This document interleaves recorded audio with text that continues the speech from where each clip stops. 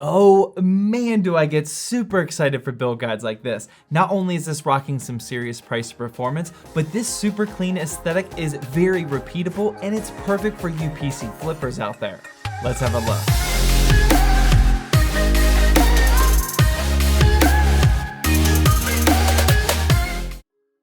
If you're finding that you're too busy to prep yourself a proper snack during the day and want to make sure you're fueling your body properly like I do, then you may actually be interested in today's pre-roll ad, and big thanks to Huel for sponsoring today's video. Huel Complete Protein is a 100% nutritionally complete high protein snack made from sustainable hemp, fava, and pea protein. If you don't know what that means, basically it tastes delicious AF and it's great for your body. Remember, mo muscles, mo headshots. Huel was cool enough to send your boy this care package, and more importantly in here, I have the chocolate fudge brownie and strawberry shortcake protein mixes, and both of these taste amazing. A lot of times here at the office, I don't have access to a high quality snack, so being able to mix one of these up to keep me fueled up, or hueled up I should say, has been super clutch. Each serving is packing 20 grams of protein that are clearly going directly to my biceps, and I love that it's also low in sugar and calories at only 110 calories per serving, and this is great if you're actually trying to lose some weight. Feel free to click the link down in the description to get started with your own Huel Complete Protein today. Let me know in the comments section which flavor you're gonna start with. All right, so jumping straight into the parts list like usual, first up we have the CPU, and once again, we're gonna go with the monster bang for your buck Intel i3-10100F. I've explained before just how high this price to performance is with this 4-core and 8-threaded chip, also a ton of upgrade options in the future, and if you're the type of person that still thinks all i3s suck, then you, my friend, are just seriously behind the curve. Next up we have the motherboard, and in perfect ZTT fashion, I definitely cheaped out on this one. This is the ASRock B560M HDV, and I picked this up for a quick killer deal on Amazon for just $75. This actually ended up screwing me over a bit, but let me talk about that RAM kit first before explaining that. This RAM kit that I'm now using is the Corsair Vengeance 2x8GB kit that's clocked at 3000 megahertz, and I actually bought this off our ZTT Discord deals god Dr. Zoomer for just $81. I actually originally tried to use this YOLO Blade RGB kit that actually looks pretty clean, but because YOLO doesn't have their own RGB software, you have to use your motherboards, and since ASRock Polychrome RGB doesn't work with this cheap AF motherboard, I couldn't control the RGBs on this RAM kit. I'm sure there's some way that you can figure this out. I actually just learned that you can use Asus's motherboard software even if you're not rocking an Asus motherboard to control the RGB software on the RAM kit,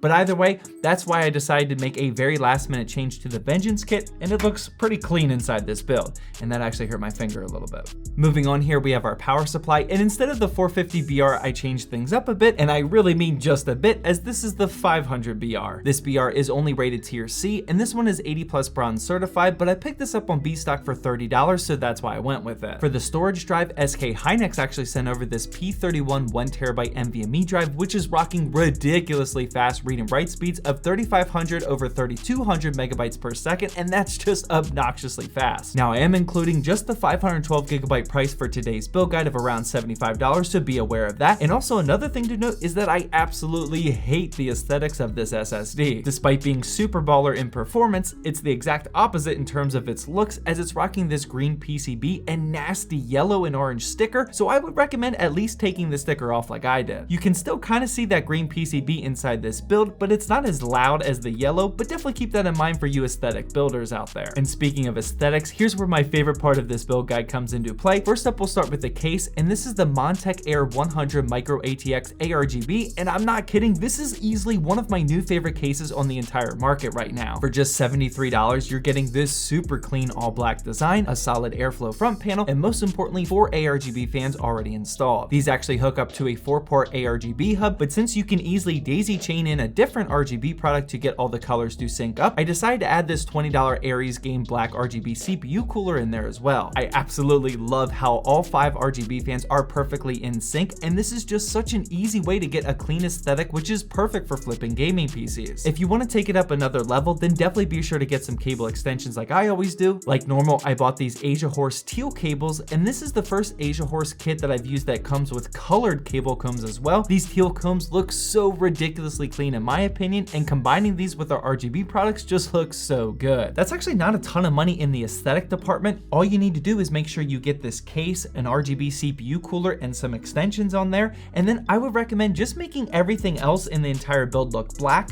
and then it'll look super clean same like this. The only part that isn't all black but still perfectly acceptable other than the SSD is this GPU, and this is the EVGA GTX 1660 Ti SE Ultra, and I picked this up recently on EVGA B-Stock for just $260. I absolutely love how EVGA B-Stock is getting easier and easier to snipe the good deals because this GPU shortage is turning itself around. About an hour before writing the script for this video, I actually picked up a GTX 1650 Super for just $175, so definitely subscribe to the channel to see the build guide for that one. All in all, this is what the final parts list is looking like today, and as you can see, before adding in our aesthetic only parts, this build will run you around $711, and if you copy everything exactly the way I did, you're looking at just a little over $750 for the entire thing. Pricing aside though, we gotta hop into these benchmarks, and just like my previous video, I'm just gonna simply hit you guys with a quick benchmarking montage because I'm still incredibly pressed for time with baby numero dos at the house, but don't worry, we'll get back to the headshotting sniping montages from the Fortnite God here very soon.